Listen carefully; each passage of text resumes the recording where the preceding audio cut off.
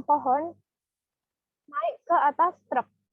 Kalau misalnya kita langsung mengangkat, langsung dimasukkan ke truk, itu pasti lebih capek kan?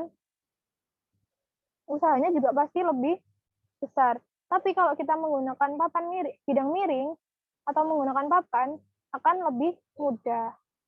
Makanya kita menggunakan bidang miring. Nah, yang ketiga, tadi ada pengungkit, ada bidang miring, yang ketiga ada katrol. Kalau katrol itu adalah sebuah roda kecil yang tepinya beraturan dan dapat berputar pada porosnya. Jadi katrol ini berupa roda kecil gini, seperti ini, seperti di gambar, yang bentuknya bulat. Nah, katrol ada beberapa jenis. Ada katrol tetap, katrol majemuk, katrol bebas. Kalau di gambar ini, yang sebelah kiri, itu katrol bebas. Jadi katrolnya bisa berpindah-pindah. Kalau misal talinya kita angkat, katrolnya akan semakin naik. Kalau talinya kita turunkan, katrolnya akan turun. Makanya disebut juga dengan katrol bebas, karena bisa berpindah-pindah katrolnya. Kalau katrol tetap, yang ketiga dari kiri, itu katrolnya nggak bisa berubah tempat. Tempatnya dia tetap di situ. Yang berpindah-pindah hanya beban sama talinya. Jadi katrolnya tetap di tempat. Makanya disebut katrol tetap. Nah, kalau katrol majemuk, itu katrolnya lebih dari satu. Misal ini yang ada di gambar, contohnya berarti kombinasi antara katrol tetap sama katrol bebas. Disebut juga dengan katrol majemuk. Sampai sini ada yang mau ditanyakan? Ada yang mau bertanya? Tidak. Tidak. Oke. Lanjut. Yang keempat, roda berporos. Roda berporos ini mempermudah memindahkan suatu benda. Contohnya gerobak, sepeda, mobil, kereta api, dan lain-lain. Jadi dengan adanya roda, kita akan lebih mudah untuk memindahkan suatu benda. Karena roda kan bentuknya bulat. Kalau bulat itu kan semakin gampang kan pergerakannya. Bayangkan kalau rodanya bentuknya kotak, kira-kira gimana? Tetap mudah nggak pergerakannya? Sulit kan? Ya, makanya roda bentuknya bulat untuk mempermudah. Nah ini, ada rumus-rumusnya. Tadi ada 4 jenis kan, ada tuas atau pengungkit, ada bidang miring, ada roda bergandar atau roda berporos, sama ada katrol. Kalau pengungkit, rumusnya itu, M itu keuntungan mekanik. Keuntungan mekanik sama dengan lengan beban per lengan kuasa, atau sama dengan W per F. Oh, kebalik. Lengan kuasa per lengan beban, sama dengan W per F. W itu beban, F itu kuasa atau gayanya yang digunakan. Bidang miring juga sama, W per F juga. Tapi kalau di sini pakainya S per H. S itu panjang papannya, meter, dalam satuan meter. Kemudian H itu tingginya. Kan bidang miring itu bentuknya segitiga kan.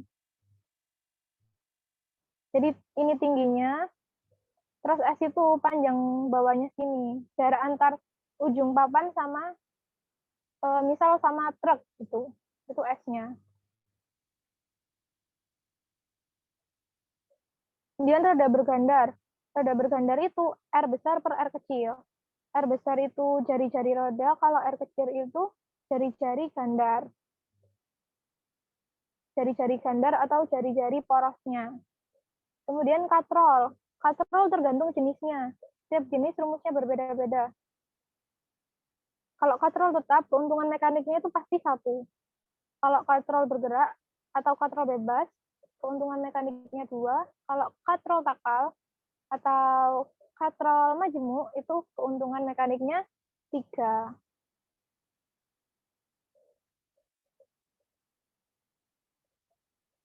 Nah, sekarang kita masuk klasifikasi materi. Sudah diajari semua belum klasifikasi materi di SMP? Biasanya nih masuk materi unsur, senyawa, dan campuran. Siapa yang sudah diajari unsur, senyawa, dan campuran? Ada nggak?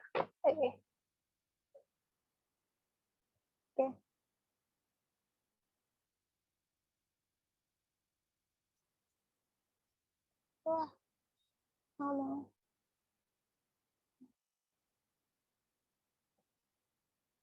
Sudah tampil semua PPT-nya? Sudah kembali ya? Sudah, Kak. Sudah. Oke, dilanjutkan. Materi itu sesuatu yang mempunyai massa dan menempati sebuah ruang. Jadi semua yang ada di dunia ini kan menempati ruang kan, dan mempunyai massa. Itu disebut juga dengan materi. Jadi kita termasuk materi. Botol termasuk materi. Udara termasuk materi. Materi berdasarkan wujudnya dibedakan menjadi 3. Ini gampang banget. Padat, cair, dan gas. Kalau padat, bentuknya tetap, volumenya tetap. Kalau cair, bentuknya berubah, volumenya tetap. Sedangkan gas, volumenya berubah, bentuknya juga berubah. Yang kedua, jarak antar partikel. Kalau zat padat, itu jarak antar partikelnya sangat rapat. Makanya nggak bisa berubah-ubah bentuk, karena jarak partikelnya itu sangat rapat. Ikatannya kuat, jadi nggak bisa berubah-ubah bentuknya. Kalau zat cair, jarak antar partikelnya itu lebih renggang. Jadi dia masih punya ikatan, tapi renggang. Jadi masih bisa berubah-ubah bentuknya. Kalau zat gas, jarak antar partikel sangat renggang. Jadi menyebar. Karena zat gas itu kan memenuhi suatu ruangan, kan? Terus, kalau yang ketiga, partikel-partikel zat padat tidak dapat bergerak bebas. Karena tadi berikatan sangat kuat, sangat rapat. Kalau zat cair, partikel zat cair dapat bergerak namun terbatas. Kemudian zat gas, partikel zat gas dapat bergerak sangat bebas. Pokoknya kalau gas itu pergerakannya sangat bebas. Nah, ini tadi yang kakak sebutkan tentang unsur. Unsur merupakan zat tunggal yang tidak dapat diubah lagi menjadi zat yang lebih kecil. Jadi unsur itu memang zat tunggal yang paling kecil di dunia ini. Disebut juga dengan unsur. Nah, dengan cara kimia biasa, bagian terkecil unsur disebut juga dengan atom. Jadi atom itu punya bagian terkecil disebut juga dengan atom. Di dunia ini, unsur itu ada 3 jenis. Ada unsur logam dan unsur non-logam. Ada juga unsur semi-logam. Jadi sifatnya di antara logam dan non-logam. Nah, ini. Untuk mengetahui unsur apa aja yang ada di dunia, kita itu menggunakan sistem periodik unsur. Siapa yang punya ini? Siapa yang sudah punya sistem periodik unsur? Biasanya bentuknya berupa lembaran. Lembaran kecil gitu, ukurannya sebuku, ada yang ukuran se-HVS, ada yang ukuran se-A5. Siapa yang punya? Saya, Kak. Ada yang punya nggak? Belum. Ya, nggak punya ya. Nah, di sistem periodik unsur ini, kita tuh bisa lihat macam-macam unsur yang ada di dunia ini. Terus, misal di sini, kan unsur tadi ada 3 jenis kan, ada logam, non-logam, sama semi-logam. Kalau di sini kita bisa melihat dari warnanya. Kalau biru itu berarti termasuk unsur logam. Kalau kuning termasuk non-logam. Kalau yang tengah-tengah sini, warnanya sedikit orange, itu termasuk semi-logam. Jadi semi di antara logam sama non-logam. Terus juga kalau kita perhatikan, di bagian atas ini ada tulisannya 1A, 2A, 3B, 3A, 4A, 5A. Nah, itu berarti golongannya. Unsur itu termasuk golongan keberapa? Misal di sini ada unsur H. H itu berarti hidrogen. Hidrogen berarti termasuk unsur golongan 1A. Ada Na. Na juga masuk ke golongan 1A kan, dalam barisan 1A. Berarti termasuk golongan 1A. Na itu natrium. Ada juga Mg di sini, masuk golongan 2A. Mg 2A. Mg itu magnesium. Mg termasuk unsur logam. Nah, ini. Sekarang perbedaan unsur logam dan non-logam. Kalau unsur logam, itu biasanya wujudnya padat. Kalau kita letakkan di suhu ruang. Misal kita letakkan di kamar biasa. Kamarnya nggak ada AC-nya, suhu ruang berarti. Itu nanti bentuknya akan padat kalau unsur logam. Nah, tapi kalau unsur non-logam, bentuknya itu macam-macam. Kadang ada yang bentuknya cair, kadang ada yang bentuknya padat, kadang ada yang bentuknya gas. Kemudian, kalau unsur logam, itu dapat ditempa dan dapat direnggangkan. Jadi kayak bisa berubah-ubah bentuknya. Kalau unsur non-logam, bersifat rapuh dan tidak dapat ditempa. Jadi sulit untuk berubah. Yang ketiga, konduktor listrik yang baik. Konduktor listrik dan panas. Kalau logam itu konduktor listrik dan panas. Konduktor itu bisa menghantarkan listrik atau tidak bisa? Siapa yang Bisa tahu? mengantarkan listrik. Ya. Jadi kalau unsur logam itu berarti menghantarkan listrik dengan baik. Kalau non-logam tidak bisa menghantarkan listrik kecuali, ini ada kata-kata kecuali grafit. Kecuali unsur grafit. Nih, ini ada macam-macam unsur beserta kegunaannya. Misalnya ada natrium. Natrium itu untuk bahan membuat lampu dan senyawa digunakan untuk garam dapur. Jadi garam dapur itu kan nama senyawanya NaCl. Na itu natrium, Cl itu klorida. Jadi unsur natrium itu sebagai penyusunnya garam dapur. Sampai sini ada yang mau ditanyakan?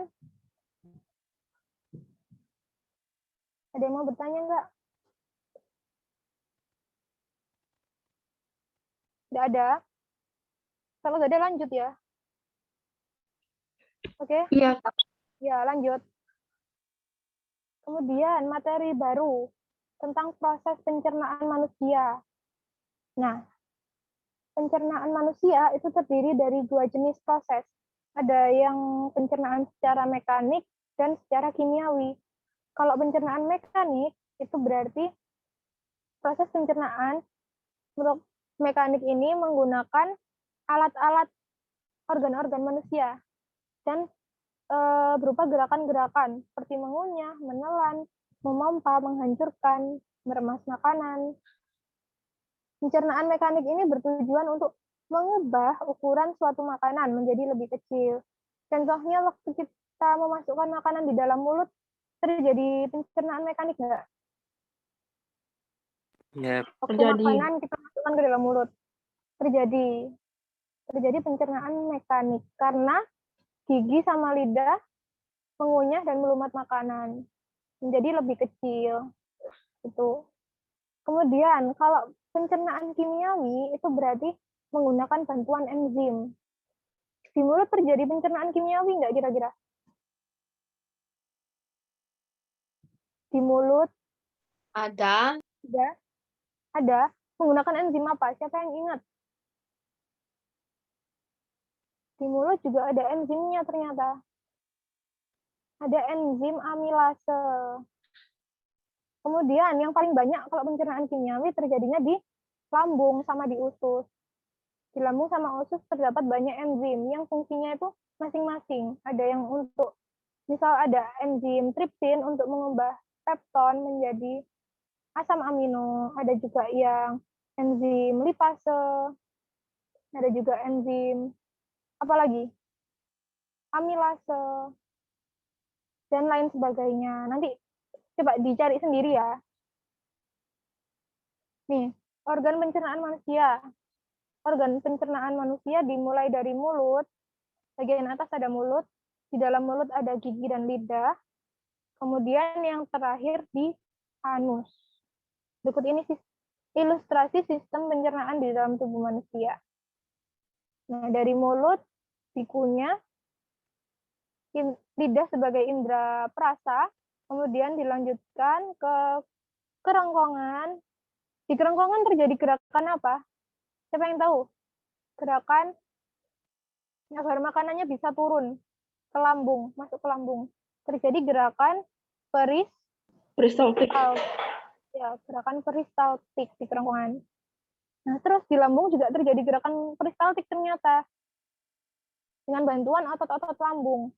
Jadi makanannya ini dikoyak-koyak gitu biar semakin halus, biar bisa nanti kalau semakin halus di dalam usus bisa diserap secara maksimal. Kira-kira masuk habis dari lambung masuk ke usus halus atau ke usus besar? Usus halus. Ya, usus halus dulu, diserap sari-sari makanannya, kemudian masuk ke usus besar, dan terakhir masuk ke anus. Nah, ini gangguan sistem pencernaan. Gangguan sistem pencernaan dapat berupa di bawah ini. Tetapi untuk penyebabnya bisa bermacam-macam. Ada yang terjadi karena virus, ada yang terjadi karena bakteri, ada yang terjadi karena kekurangan vitamin, dan lain-lain. Misal, sariawan. Siapa yang pernah kena sariawan? Sariawan itu disebabkan oleh luka tergigit. Entah itu tergigit atau mungkin jatuh, atau mungkin awalnya nggak luka, tiba-tiba luka sendiri. Nah ini, luka habis itu perih kan rasanya. Untuk mengobatinya kita harus minum vitamin C, vitamin C yang banyak. Karena sariawan itu terjadi akibat kekurangan vitamin C. Kalau misalnya kita kegigit, tapi karena kita makan vitamin C banyak, kita nggak akan terjadi itu, nggak akan terbentuk sariawan. Berhubung kita vitamin C-nya kurang, jadi terbentuk sariawan. Terus yang kedua, konstipasi atau sembelit. Sembelit itu kesukaran dalam proses defekasi atau kesukaran dalam proses buang air besar.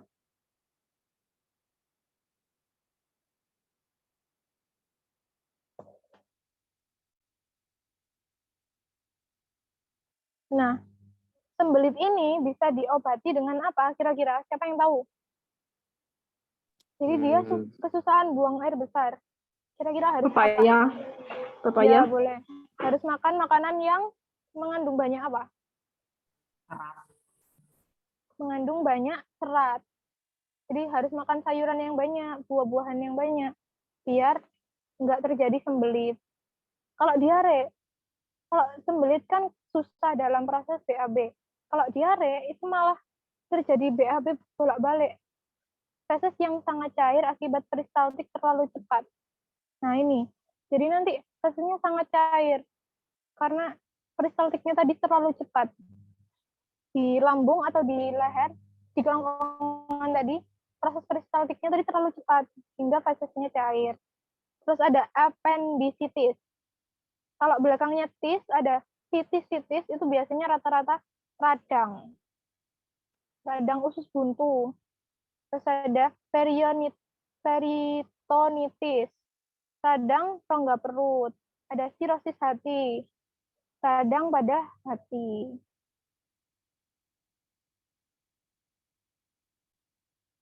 Nah, sekarang tentang zat aditif dan zat adiktif. Siapa yang bisa membedakan zat aditif itu apa? Zat adiktif itu apa? Adiktif itu yang menyebabkan ketergantungan. Adiktif yang ada K-nya itu yang menyebabkan ketergantungan. Kalau aditif? Makanan. Kalau aditif itu zat tambahan pada makanan. Untuk meningkatkan kualitas makanan itu. Entah biar awet, atau biar warnanya cantik, atau biar rasanya lebih enak gitu. Kalau adiktif. Kalau adiktif itu zat yang menimbulkan ketagihan.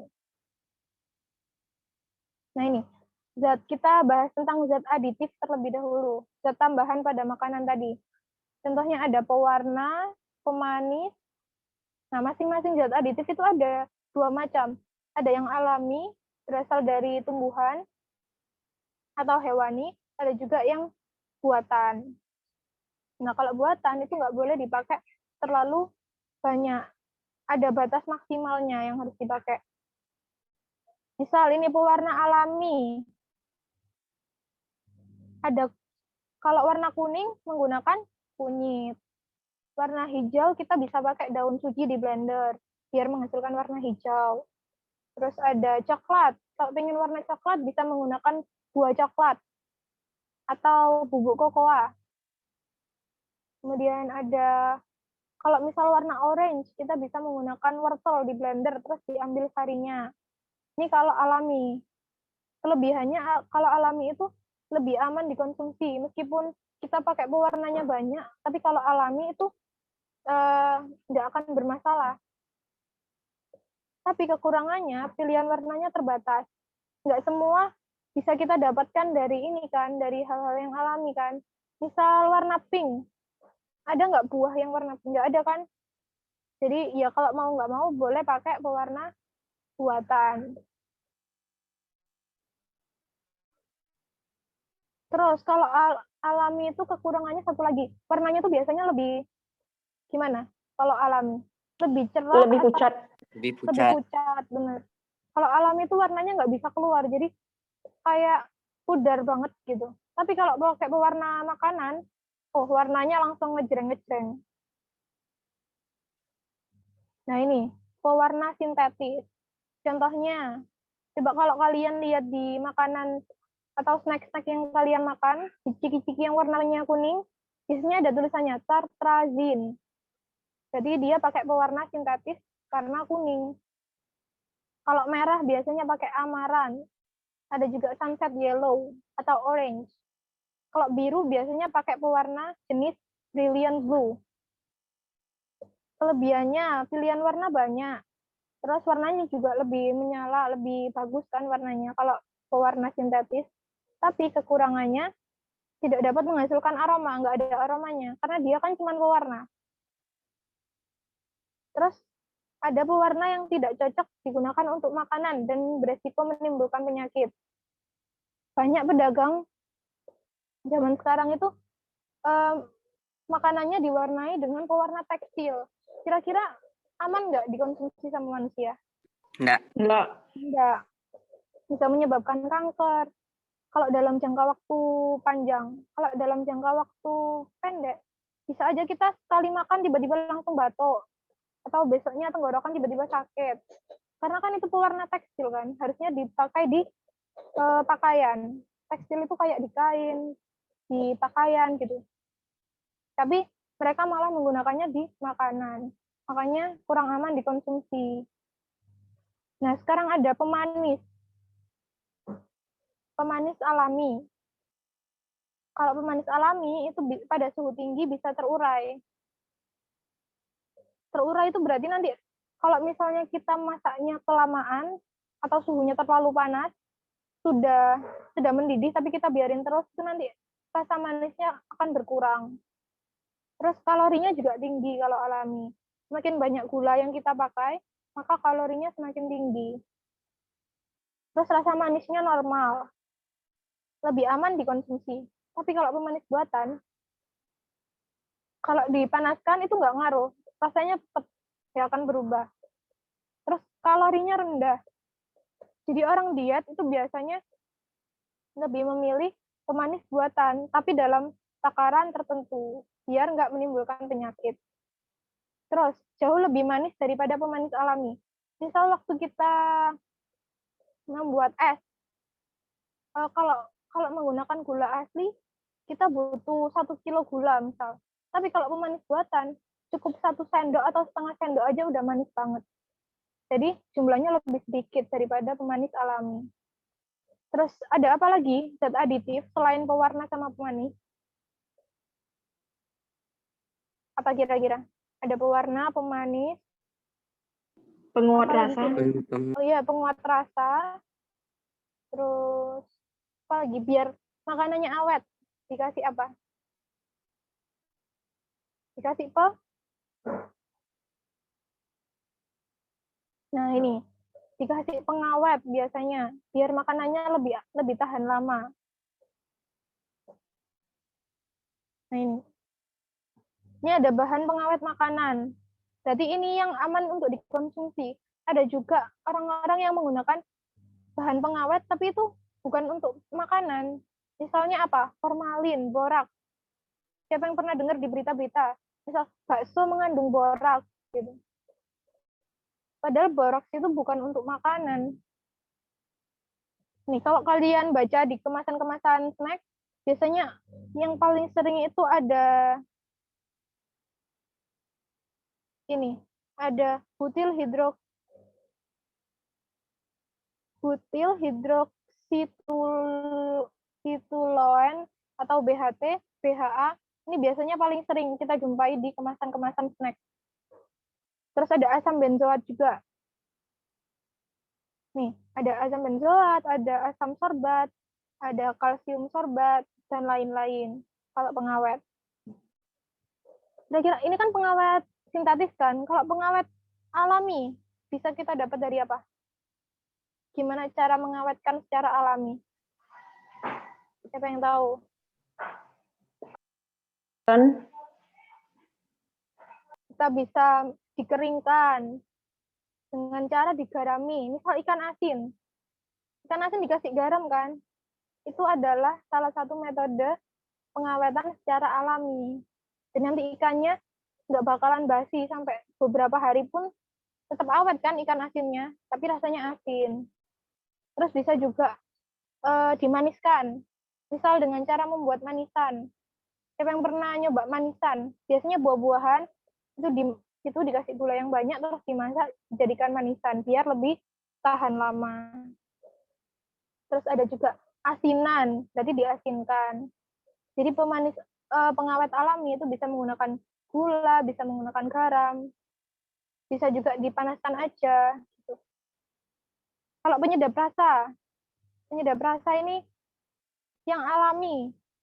Yang alami yang paling sering kita gunakan ada bawang, ada merica, ada terasi, daun salam, jahe, dan lain-lain. Kalau yang sintetis, penyedap rasa yang sintetis, yang paling sering kita temuin ada MSG, ada ini micin, itu termasuk penyedap rasa. Nah, zat aditif ada yang ditanyakan tentang zat aditif?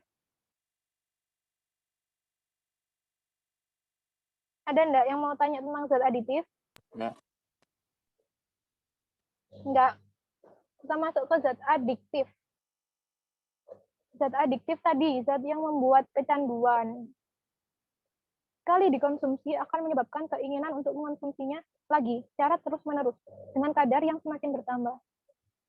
Jadi, makanya kalau bisa, nggak boleh sampai nyoba zat adiktif. Kecuali memang terpaksa dan untuk kebutuhan kesehatan ya. Karena dia ini menyebabkan kecanduan. Kalau sekalinya kita nyoba, itu nanti bakalan besoknya pengen lagi. Dengan kadarnya makin bertambah. Misal sekarang kita pengen nyoba satu obat gitu, satu butir. Besoknya kita pengen nambah jadi 2, besoknya lagi 3, dan seterusnya. Bisa menimbulkan ketagihan. Nah, zat adiktif ini bisa ditemukan secara alami, semi-sintetis, ataupun hasil dari sintetis murni.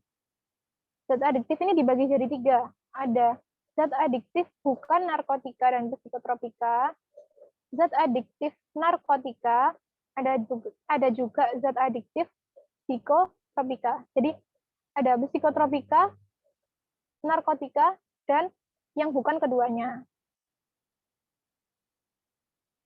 Sekarang kita bahas tentang yang bukan termasuk narkotika dan psikotropika. Jadi bukan termasuk keduanya. Zat adiktif ini bisa menghasilkan suatu reaksi biologis pada tubuh, tetapi nggak sampai menghilangkan kesadaran penggunanya. Biasanya zat ini mempengaruhi kerja tubuh, seperti meningkatkan kewaspadaan, melemaskan otot, atau sebagai antidepresan ringan.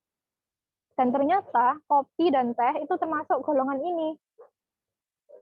Berarti kopi dan teh itu termasuk zat adiktif nggak? Termasuk nggak ya? termasuk. Ya? Ternyata kopi dan teh itu termasuk zat adiktif.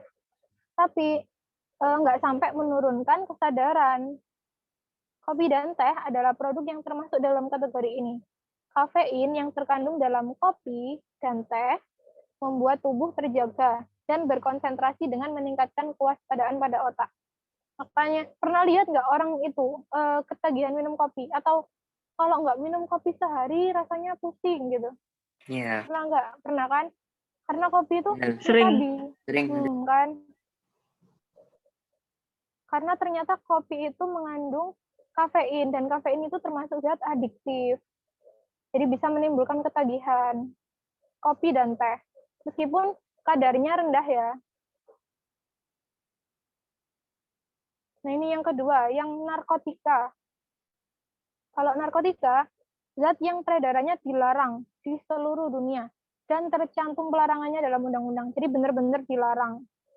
Zat ini jika dikonsumsi dapat menyebabkan penurunan dan perubahan kesadaran. Jadi ini bisa menurunkan kesadaran dan perubahan kesadaran. Hilangnya rasa, jadi tiba-tiba kita nggak merasakan apa-apa. Menghilangkan atau mengurangi rasa nyeri, dan menimbulkan ketergantungan parah. Jadi sekalinya kita nyoba narkotika, kita akan ketergantungan terus. Kita nggak bisa berhenti, dan sulit banget buat berhenti. Zat ini bisa didapatkan dalam bentuk alami dan bukan alami. Selain itu, bahan ini juga bisa disintetiskan menjadi bahan yang lebih kuat. Zat adiktif ini bisa ditemukan pada narkotika jenis opium, kokain, dan heroin. Jadi ini contoh-contohnya zat narkotika. Nah, sekarang yang ketiga, yang terakhir, psikotropika. Kalau psikotropika, ini juga sebenarnya masih termasuk zat yang dilarang dalam undang-undang. Efek yang dihasilkan sama psikotropika ini tuh nggak jauh beda sama narkotika. Tapi kalau psikotropika ini tuh lebih mempengaruhi sistem saraf pusat, yaitu otak, dan mengubah perilaku serta mental penggunanya. Jadi dia lebih menyerang otak. Kalau ini tadi kan, kalau narkotika tadi kan mengurangi rasa nyeri, hilang kesadaran, terus hilang rasa gitu kan. Tapi kalau psikotropika ini lebih menyerang otak. Jadi perilakunya langsung berubah. Mentalnya bisa berubah juga gara-gara menggunakan psikotropika. Terus dari semua zat adiktif, psikotropika biasanya mempunyai bentuk produk yang lucu dan menarik. Jadi bentuknya tuh biasanya lebih berwarna-warni atau lebih lucu daripada yang narkotika tadi. Contohnya ada LSD, pil koplo, ekstasi, sabu-sabu. Nah ini ekstasi. Kelihatan nggak ekstasi ini? Warnanya lebih warna-warni kan kalau ekstasi. Ini termasuk psikotropika. Bentuknya tuh lebih kayak lebih menarik perhatian daripada narkotika yang biasa. Ini perbedaan narkotika sama psikotropika. Coba dibaca. Kalau narkoba mengakibatkan penurunan kesadaran, mengubah perilaku dan emosi seseorang, hilangnya rasa, mengurangi sampai menghilangkan rasa nyeri, menimbulkan ketergantungan. Kalau psikotropika, ini nanti bisa memunculkan halusinasi karena tadi menyerang sel apa? Menyerang apa tadi? Menyerang sistem saraf pusat. Jadi dia nanti bisa sering berhalusinasi. Terus gangguan cara berpikir, perubahan perasaan yang menyebabkan ketergantungan. Terus zat ini juga punya efek stimulan atau merangsang bagi para pemakainya. Nah ini, kalau secara singkat, kalau narkotika mempengaruhi kesadaran, kalau psikotropika tidak mempengaruhi kesadaran. Jadi pengguna psikotropika itu masih sadar.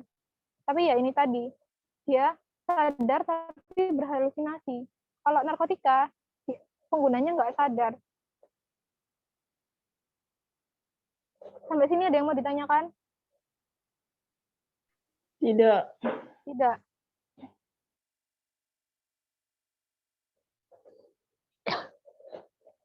Nah, sekarang tentang tata surya. Tata surya adalah kumpulan benda langit yang terdiri atas dari sebuah bintang yang disebut matahari dan semua objek yang terikat oleh gaya gravitasinya. Ada planet, ada bintang-bintang, ada komet, ada asteroid, dan lain-lain. Nih, dalam proses tata surya ini ada dua jenis pergerakan planet. Ada rotasi dan revolusi. Siapa yang tahu perbedaan rotasi dan revolusi?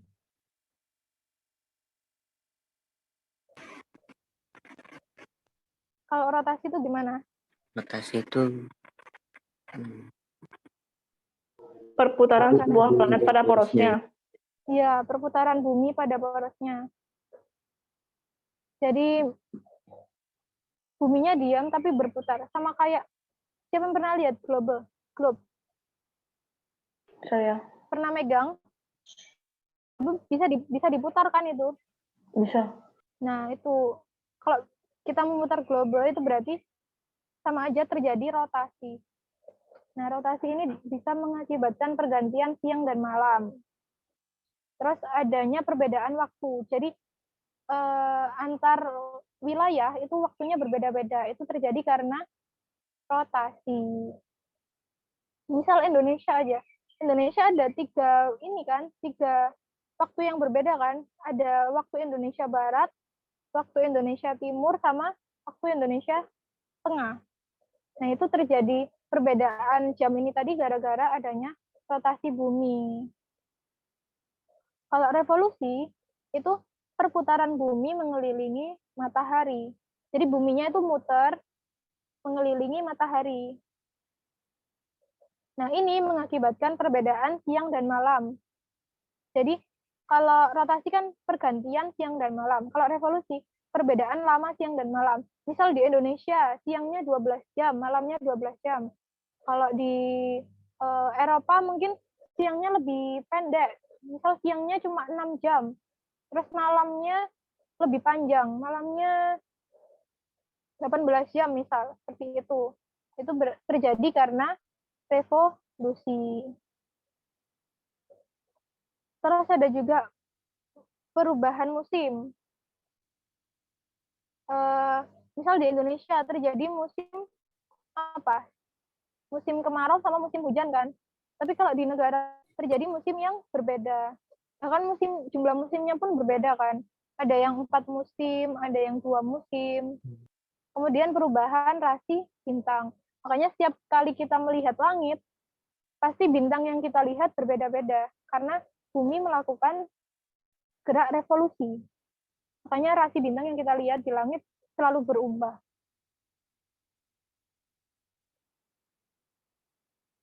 Sampai sini ada yang ditanyakan? Tidak. Nah, tadi kita sudah belajar tentang sistem pencernaan kan? Sekarang sistem reproduksi. Jadi besok waktu tes, kalian pelajari sistem pencernaan sama sistem reproduksi. Sistem reproduksi, ini yang pertama pada perempuan. Tersusun atas, reproduksi luar, dan reproduksi dalam. Kalau luar itu ulva dan labium. Kalau dalam, itu vagina, indung telur atau ovarium. Ada tuba falopi, terus ada rahim atau uterus, dan cervix atau mulut rahim.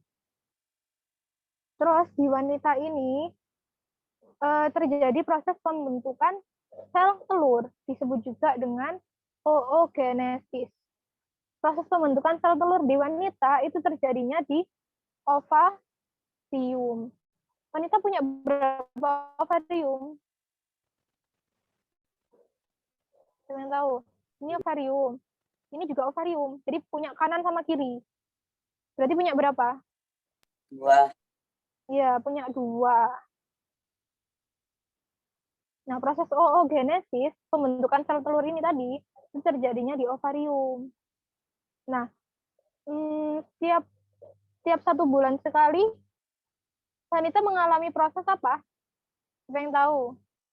Proses menstruasi atau melurusnya endometrium dan ovum yang ditandai dengan keluarnya darah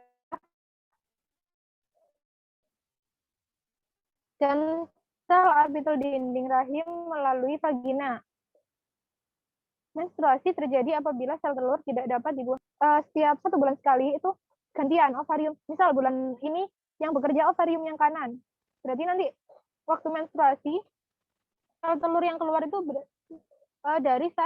dari ovarium kanan. Jadi perut bagian kanan biasanya yang sakit. Terus nanti kan sel telurnya setelah diproduksi melalui proses oogenesis kan keluar kan dari ovarium melewati tuba falopi. Nah, nanti sampai serviks ini, kalau nggak ketemu sel sperma, maka sel telurnya akan keluar. Itu yang disebut menstruasi. Tapi kalau sampai serviks sini, sampai rahim sini ketemu sel sperma, maka dia nanti akan terjadi pembuahan, akan menyatu sel sperma sama sel telur, terus akan menempel di dinding rahim. Sehingga nanti jadi hamil deh, jadi bayi. Nempelnya di bagian sini, di bagian rahim. Jadi kalau nanti sel telur sama sel sperma, nempelnya nggak di bagian sini, di bagian rahim sini, di bagian bawah. Oke, lanjut ya. Jadi setelah wanita, sekarang reproduksi pria. Ada juga reproduksi bagian dalam dan bagian luar. Yang luar itu berupa penis dan skrotum. Kalau yang dalam ada testis, epididymis, vas deferens, uretra, kelenjar vesicula seminalis, kelenjar prostat, dan kelenjar Cowper. Nah, kalau pada wanita tadi kan proses pembentukan sel telur disebut juga dengan oogenesis. Kalau pada pria disebut juga dengan spermatogenesis, yaitu pembentukan sel sperma. Pembentukan sel sperma atau spermatogenesis terjadi di dalam testis, di sini. Sekarang gangguan pada sistem reproduksi manusia. Ada penyakit gonor, ada sifilis, ada herpes, AIDS, dan lain-lain. Ada epididymitis, berarti radang pada saluran epididymis. Gimana caranya biar nggak kena gangguan pada sistem reproduksi? Kita nggak boleh berhubungan badan sebelum menikah. 1. Terus, kita harus rajin membersihkan alat reproduksi. Harus selalu menjaga kebersihannya. Oke, sekarang masuk materi magnet. Nah, bentar lagi mau selesai materinya. Sekarang tentang magnet. Magnet itu punya sifat. Magnet adalah jenis batuan yang memiliki kemampuan menarik benda-benda tertentu. Sifat magnet itu ada 4. Magnet bisa menarik benda. Magnet mempunyai 2 kutub, yaitu kutub apa? Kutub utara dan kutub selatan. Ya, jadi suatu magnet itu pasti punya 2 kutub, kutub utara dan kutub selatan. Nah, kutub yang berbeda akan saling tarik-menarik. Kutub yang sama akan tolak-menolak. Misal kakak punya 2 magnet, magnet A dan B. Magnet A ini kakak hadapkan di bagian kutub utaranya. Terus magnet B-nya juga kakak hadapkan ke bagian kutub utara. Jadi kutub utara sama kutub utara ketemu. Bakal nempel nggak? Kutub yang sama akan menolak. Jadi kalau kutubnya sama, magnetnya nggak bakal nempel. Tapi kalau kutubnya berbeda, salah satunya utara, satunya selatan, magnetnya pasti menempel. Terus ada gaya magnet bisa menembus penghalang. Nih, jenis magnet. Ada magnet alami dan magnet buatan.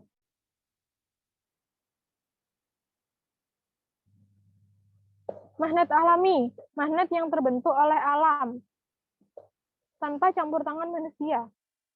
Biasanya berupa batuan. Jadi batuan-batuan besar biasanya sering kita temui di pegunungan-pegunungan. Nah, ternyata batuannya mengandung magnet, bisa menarik benda-benda di sekitar. Terus ada juga magnet buatan. Magnet yang sengaja dibuat oleh manusia. Biasanya dibuat dari besi, baja, atau jenis logam lainnya. Nah, ini. Sekarang medan magnet. Medan magnet itu artinya daerah yang ada di sekitar magnet itu. Ini misal kita naruh satu magnet di meja. Nah, di sekitar magnet itu ada yang namanya medan magnet. Jadi, daerah yang masih dipengaruhi oleh gaya tarik-menarik magnet.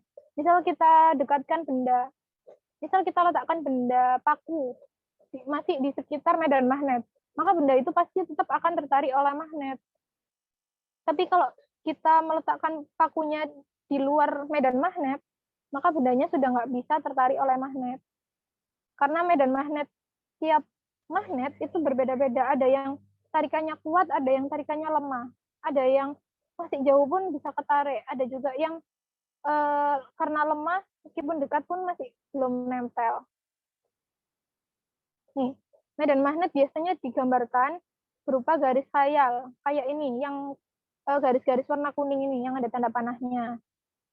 Garis ini mempunyai arah keluar dari kutub utara magnet dan masuk ke kutub selatan magnet. Kalau kutub selatan arahnya masuk, kalau kutub utara arahnya keluar. Selesai, thank you. Ada yang mau ditanyakan? Ada yang mau bertanya nggak tentang materi? Nggak ada? Kalau nggak ada, kita lanjut langsung pembahasan soal mau? Lanjut ya, lanjut pembahasan soal. Apa masih materi lagi? Diulang lagi materinya.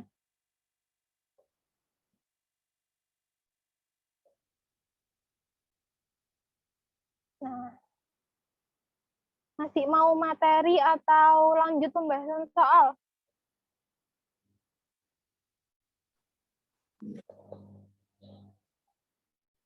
Mau lanjut? Lanjut ya. Oke. Sudah siap menjawab semuanya? Nanti kita jawab bareng-bareng ya.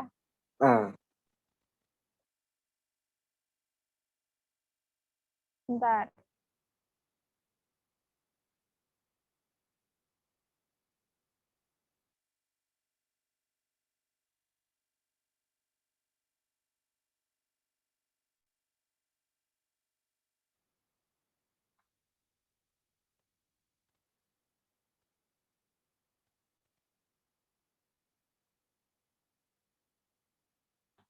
Nah, sudah kelihatan? Sudah kelihatan semua belum? Sudah. Sudah. Oke, kita mulai pembahasan soal buat Olimpiade besok. Yang pertama, urutan tingkatan organisasi kehidupan dari yang sederhana sampai yang paling kompleks adalah C. kira-kira C. C, C. C atau D atau B atau A? C. C. C, C. C semua ya. C. Ya. Jawabannya yang benar C. Jadi mulai dari sel, terus kumpulan sel akan membentuk jaringan, kumpulan jaringan membentuk organ, kumpulan organ membentuk sistem organ. Terus yang terakhir itu jadilah organisme.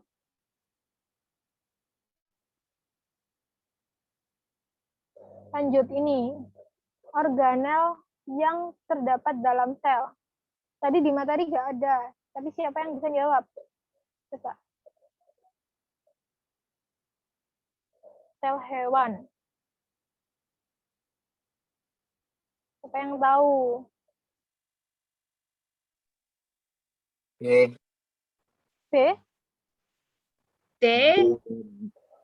D atau B? B. B. D. B. B. B itu 2, 3, 5, dan 6. Ya. 2, 3, 5, dan 6. Kalau D, 1, 2, 5, dan 6.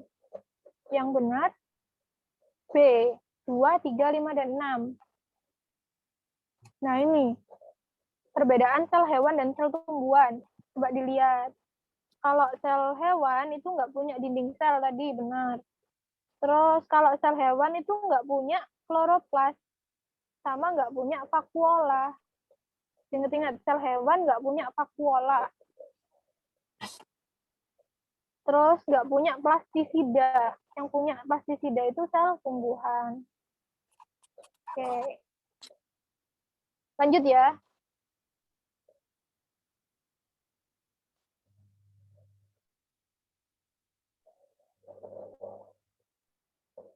Nomor 3, jaringan yang berfungsi memberi bentuk, melindungi, dan menguatkan tubuh adalah jaringan Apa kira-kira?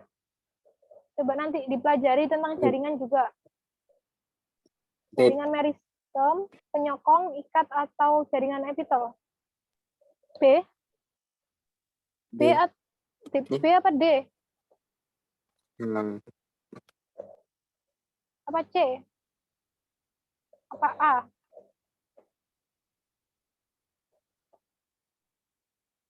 B. B. B. B ya. Benar, jawabannya B, jaringan penyokong. Nah ini, kalau jaringan epitel itu jaringan yang melapisi permukaan organ. Misalnya bagian dalam pipi itu ada jaringan epitel pipi. Kemudian kalau jaringan pengikat itu jaringan yang memiliki fungsi mengikat jaringan dan organ tubuh. Misalnya pada jaringan darah ada jaringan pengikat. Kalau jaringan penyokong tadi terdiri dari jaringan tulang rawan dan berfungsi untuk memberi bentuk tubuh. Selain itu, untuk menguatkan bentuk tubuh, jaringan penyokong. Kalau jaringan meristem itu jaringan pada sel-sel meristem. Sel-sel meristem selalu aktif membelah. Jaringan meristem itu biasanya adanya pada tumbuhan, di bagian ujung-ujung akar. Nih, pokoknya kalau meristem itu biasanya ditemui di bagian ujung. Entah ujung akar, ujung batang. Karena meristem itu ini selnya aktif membelah, sehingga kalau aktif membelah berarti nanti semakin cepat tumbuhnya, entah tumbuh memanjang ke atas atau akarnya tumbuh memanjang ke bawah tanah.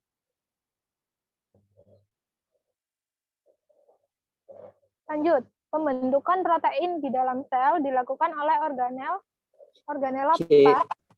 C. C, C atau A? C. Apa B? C, C. ribosom. Ribosom. Yes, jawabannya C, ribosom. Nih, ini ada fungsinya. Ribosom tadi, bawah sendiri, membantu pembentukan protein, mengeluarkan zat keluar sel. Kalau lisosom, mendaur ulang benda-benda asing yang terdapat di dalam sel. Jadi benda-benda asing yang ditemukan di dalam sel nanti bakal diproses sama lisosom. Kalau mitokondria, untuk proses respirasi atau pernafasan sel. Oke, nanti dibaca ya ini tentang sel. Pokoknya nanti pelajari sel, fungsi organel sel, terus perbedaan sel hewan sama sel tumbuhan.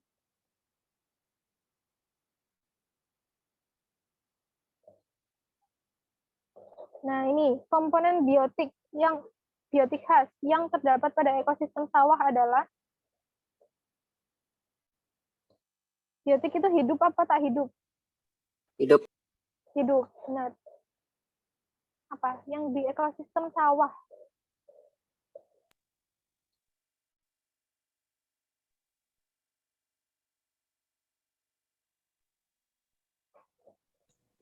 Apa kira-kira? Jagung dan cacing, kedelai dan ulat, rumput dan semut.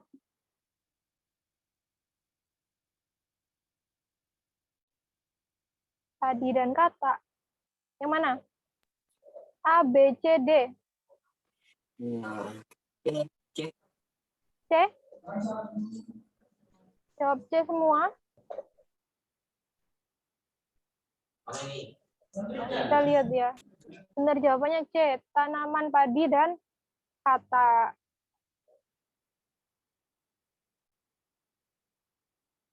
Lanjut nomor 6. Nah.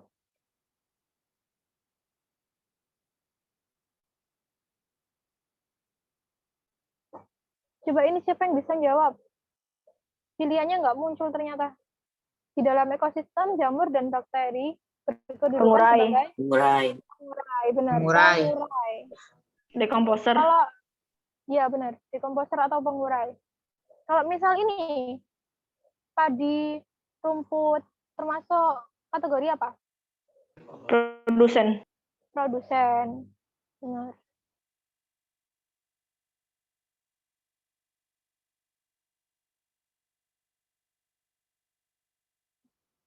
Tunggu dulu. Aduh. Oh, hilang ya.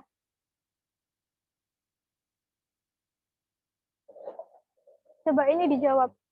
Dalam suatu ekosistem kolam terdapat ikan karnivora, bakteri dari teman.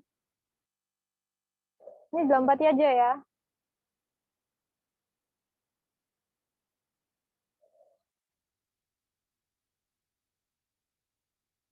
Ini coba ini bintil-bintil akar ditemukan pada kacang-kacangan, merupakan bentuk interaksi antar tanaman dan bakteri rhizobium. Interaksi ini disebut juga simbiosis apa? Kira-kira?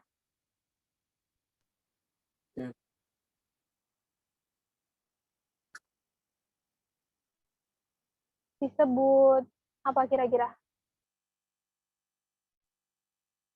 Gak ada yang tahu?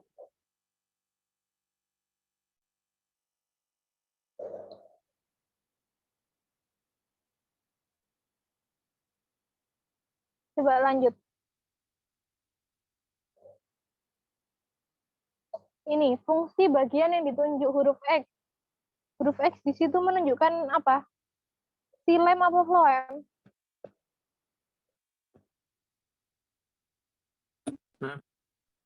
Tuh, yang ditunjuk huruf X. Xilem atau phloem? Phloem. D seperti jawabannya. C. Mengedarkan hasil fotosintesis. Mungkin. Jawabannya D. Mengedarkan hasil fotosintesis. Nah ini. Benar. Menunjukkan gambar phloem yang berfungsi mengangkut zat organik hasil fotosintesis. Kalau xilem? Xilem yang mana kira-kira? Yang warna apa? Yang warna merah. Iya, yang warna merah. Fungsinya xilem untuk Mengedarkan C. Dan mineral garam. ya. Kalau xilem menyerap air dan garam mineral. Jadi kalau xilem itu dari bawah ke atas, dari akar ke seluruh tubuh tanaman, xilem. Kalau dari daun-daun ke seluruh tanaman itu phloem. Karena mengangkut hasil fotosintesis.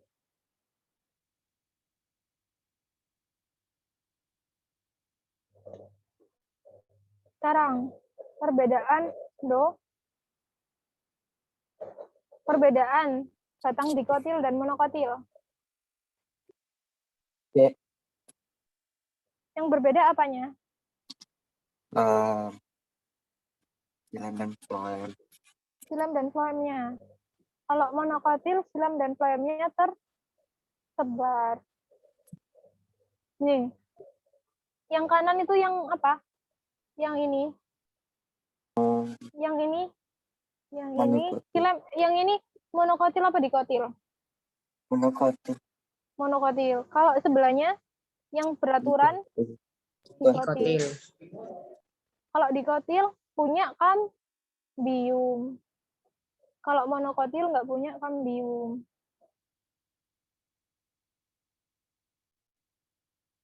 Lanjut. Berikut ini yang merupakan tujuan dari penambahan zat aditif pada makanan, kecuali A. A. Ada kata-kata kecuali. Kecuali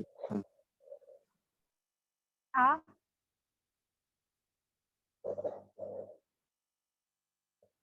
Jawabannya A. Meningkatkan nilai gizi. Kalau zat aditif itu nggak meningkatkan nilai gizi. Jadi gizinya tetap. Nggak akan bertambah, nggak akan berkurang.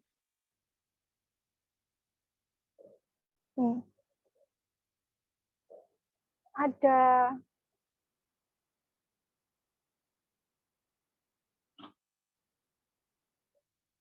dua jenis zat aditif kan tadi, ada alami dan buatan. Kalau alami itu masih ada kemungkinan menambahkan nilai gizi. Misal waktu kita menggunakan warna orange dari wortel, kan otomatis kita masih dapat vitamin A dari wortelnya kan. Makanya bisa menambahkan nilai gizi. Kalau alami, tapi kalau buatan kemungkinan besar tidak akan menambah nilai gizinya.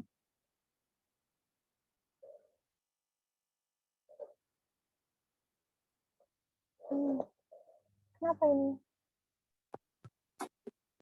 Tunggu dulu.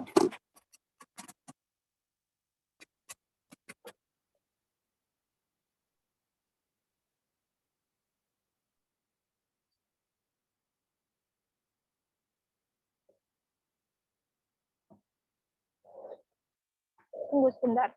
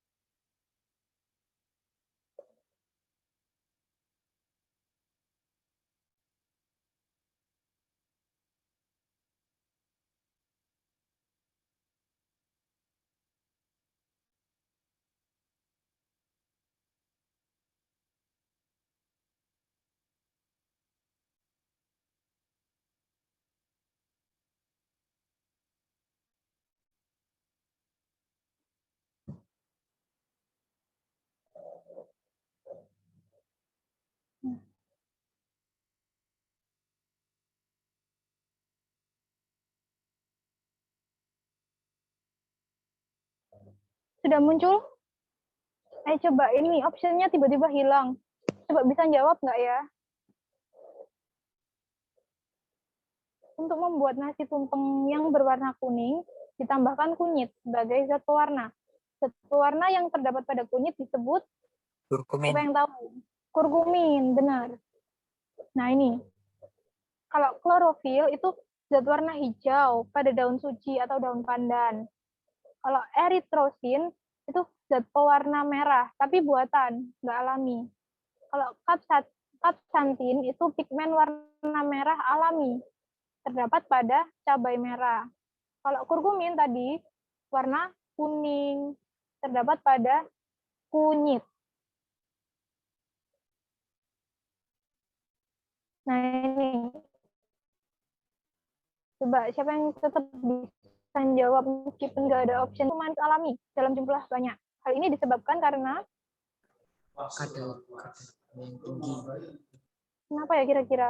Kok malah nggak boleh makan pemanis alami? Malah disarankan mengonsumsi pemanis buatan. Karena pemanis alami mengandung banyak kalori. Bisa jadi, benar. Terus, karena apa lagi?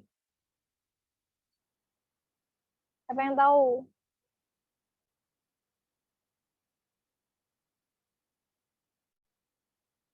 Nggak tahu, Kak. Nggak tahu. Ini, coba dibaca dulu.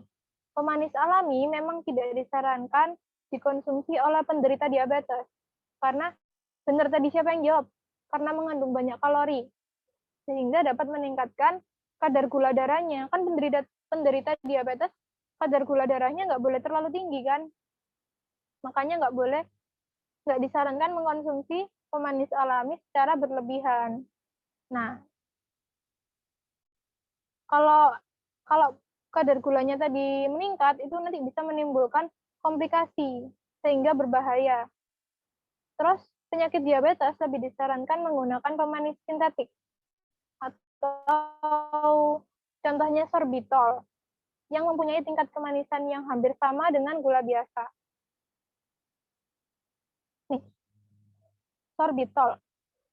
Jadi tingkat kemanisannya tuh hampir sama dengan gula biasa.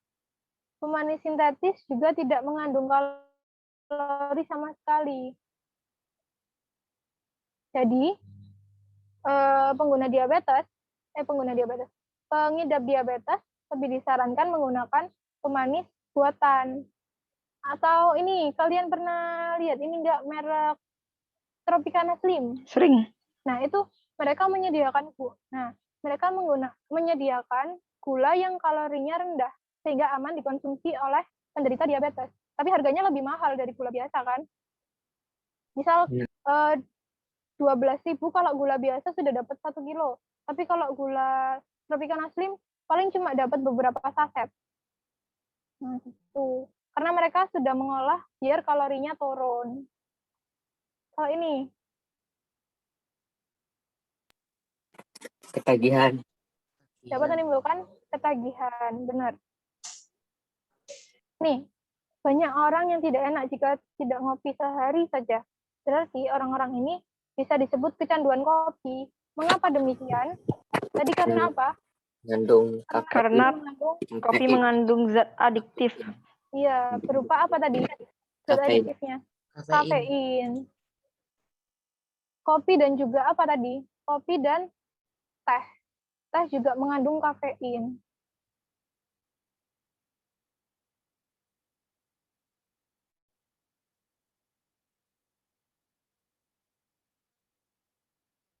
Tunggu dulu.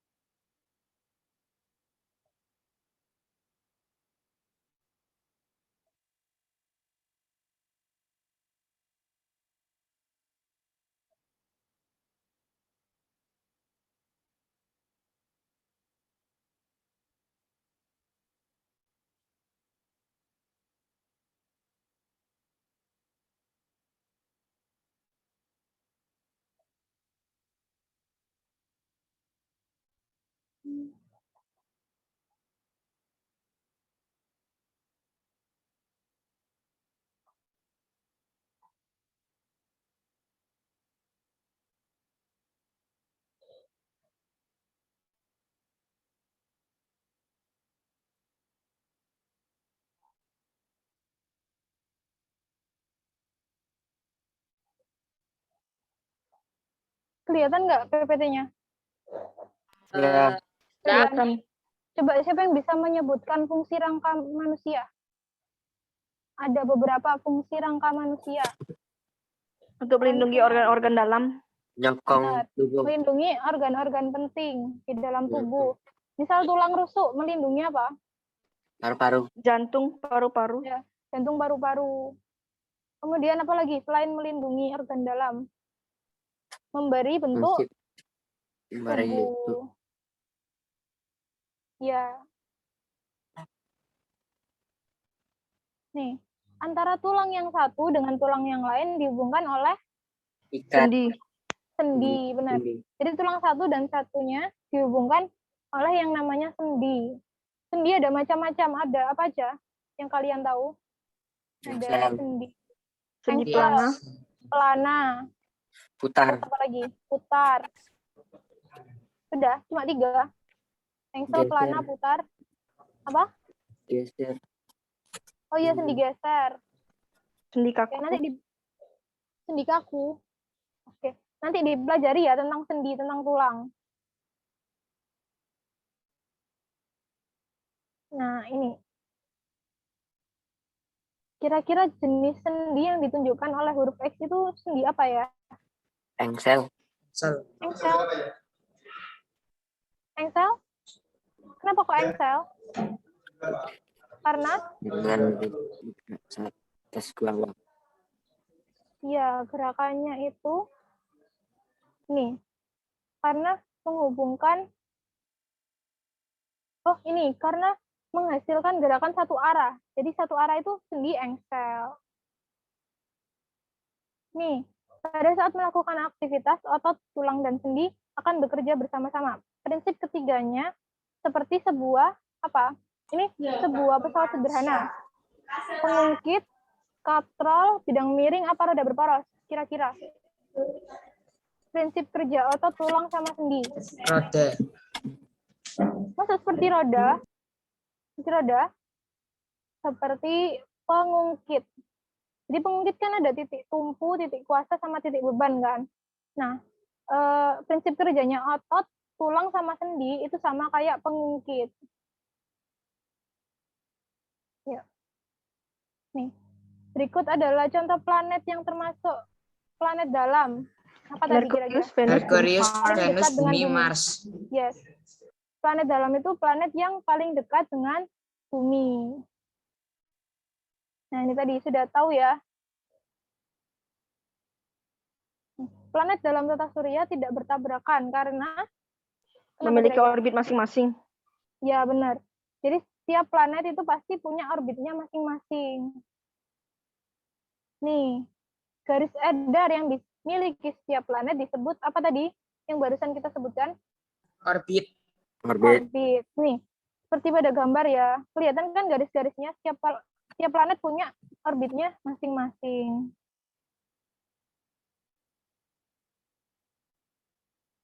Nih, siapa tadi yang masih ingat proses pembentukan sperma? Spermatogenesis. Spermatogenesis. Kalau proses pembentukan ovum, Genesis. oogenesis.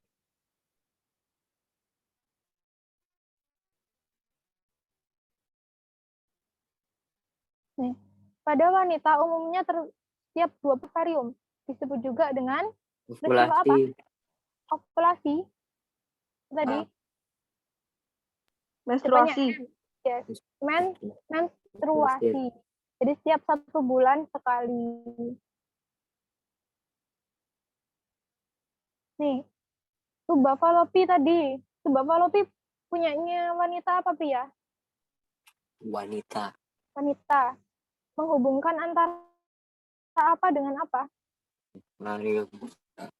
Ovarium dengan apa? Air. Rahim atau uterus.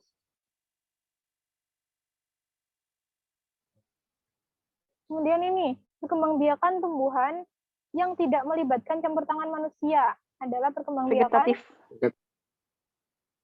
ya vegetatif.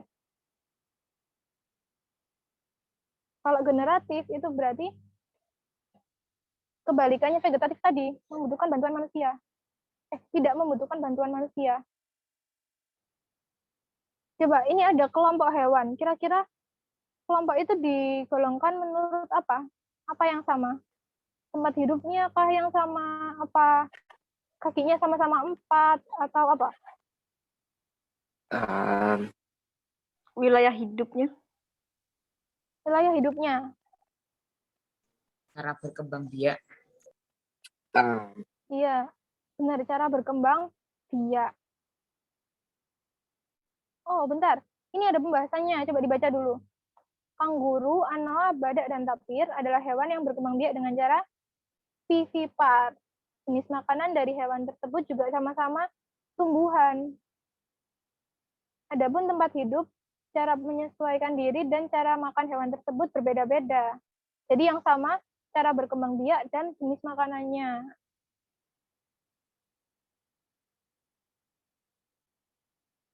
Nih. Coba cara berkembang biaknya paus, siapa yang tahu? Dengan cara apa? Vivipar. Vivipar. Karena Vivipar. paus kan termasuk mamalia. Jadi dia vivipar.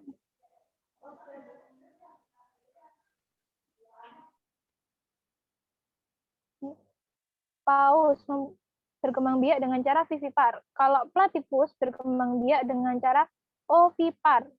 Namun, ternyata hewan ini menyusui anaknya. Jadi meskipun bertelur, dia juga menyusui. Kalau yang ketiga, terenggiling berkembang biaknya dengan cara beranak atau vivipar. Ya, bentar lagi selesai. Benda yang dapat ditarik kuat oleh magnet disebut juga dengan, siapa yang tahu? Medan magnet. Ada ini nih pembahasannya. Nah, ini. Magnetik. Benda yang bisa ditarik oleh magnet itu disebut bahan magnetik. Nah, kalau yang bisa ditarik kuat, itu namanya ferromagnetik. Kalau paramagnetik itu ditarik lemah. Jadi magnetnya lemah. Kalau dia magnetik, itu benda yang nggak bisa ditarik oleh magnet. Kalau kuat ferro, kalau lemah para, kalau nggak bisa ditarik, dia magnetik. Nih. Coba. Ini rada sulit. Tadi kalau kutubnya sama, tolak-menolak. Kalau kutubnya berbeda, bakal tarik-menarik. Kira-kira kutub A dan F itu apa ya? Satu Coba ayo dilihat dulu. selatan. Utara, Selatan.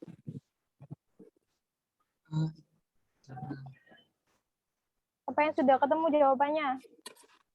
Selatan. Selatan. Mungkin. selatan, A selatan. Ya.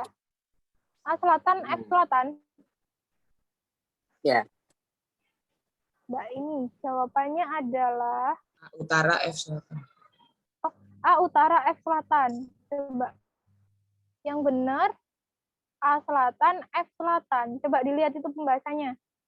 Dipahami. Benar nggak kira-kira? Benar. Sudah ketemu yang salah yang mana tadi waktu ngitung? Sudah?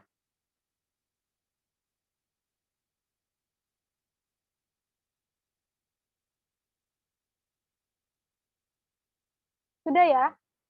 Yep. Kalau sudah lanjut. Tinggal satu soal terakhir. Oke, lanjut. Lanjut. Nih, soal terakhir. Aduh, hitung-hitungan. Tentang gaya Coulomb.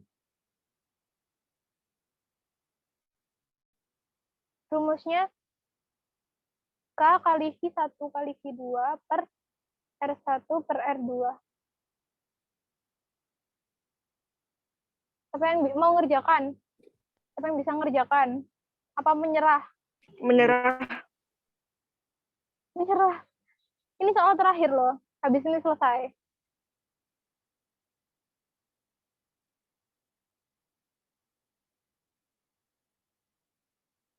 Sudah ketemu?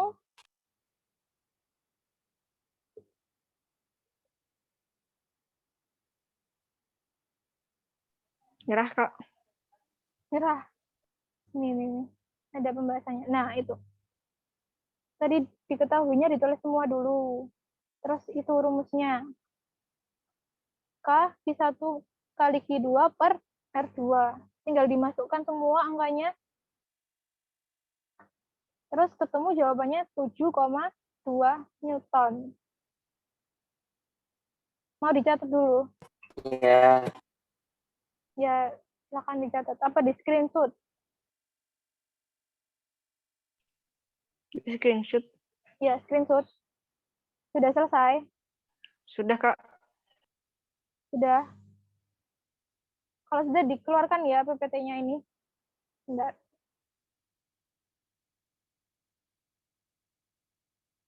Nah, Bu. sudah selesai. Ya?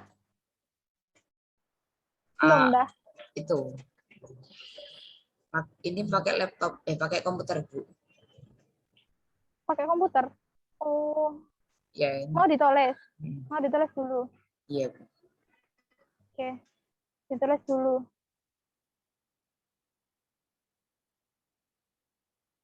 Nih. Silakan ditulis dulu.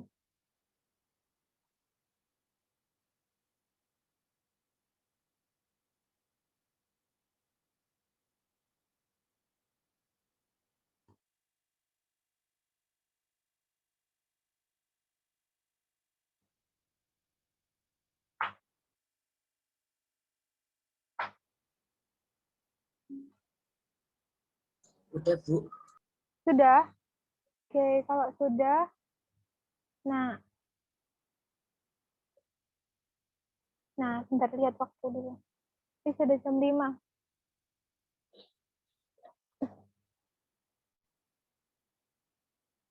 Nah, tadi kan kita sudah belajar banyak kan. Besok kalau sebelum mengerjakan olimpiadanya, diinget-inget ya materinya. Tadi itu ada materi yang di PPT nggak ada, tapi di latihan soal ternyata ada. Itu coba dipelajari juga. Kayak tadi tentang tulang. Terus tentang apa lagi tadi yang nggak ada di materi? Tentang hukum Newton itu. Oh iya, hukum Newton juga dipelajari. Dan lain-lain tadi yang Pokoknya yang belum ada di materi tolong dipelajari sendiri ya, biar besok Nah. waktu Olimpiade bisa mengerjakannya. Terus juga jangan lupa kalau membaca soal yang teliti. Hati-hati ada kata-kata kecuali atau bukan, itu biasanya menjebak. Oke? Karena waktunya sudah melewati jadwal, sebelum ibu itu ya, kakak akhiri aja ya. Kapan lombanya? Atau lombanya kapan? Besok. Besok ya? Besok ya teman-teman. Biasanya Sabtu Minggu. Ya, kemungkinan besar besok. Kalau nggak hari Minggu. Untuk Nanti- lombanya hari Minggu ya. Oh iya, Minggu. Nah, Oh, oke. bisa kakak akhiri sekarang? Oh, berdoa dulu. Sebelum mengakhiri, marilah kita berdoa terlebih dahulu menurut agama dan kepercayaan masing-masing. Berdoa dimulai.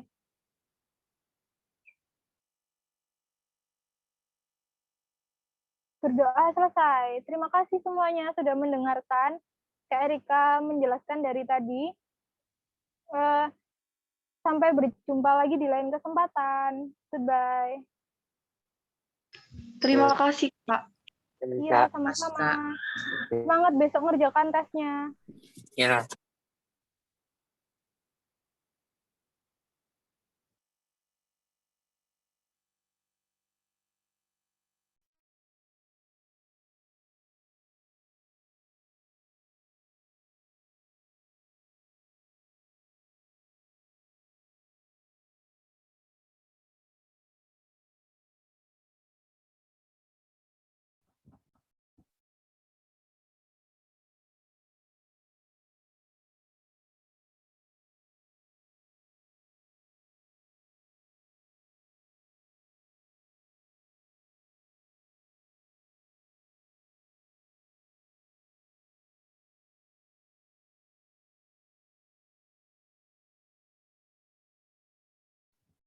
Oke, terima kasih ya.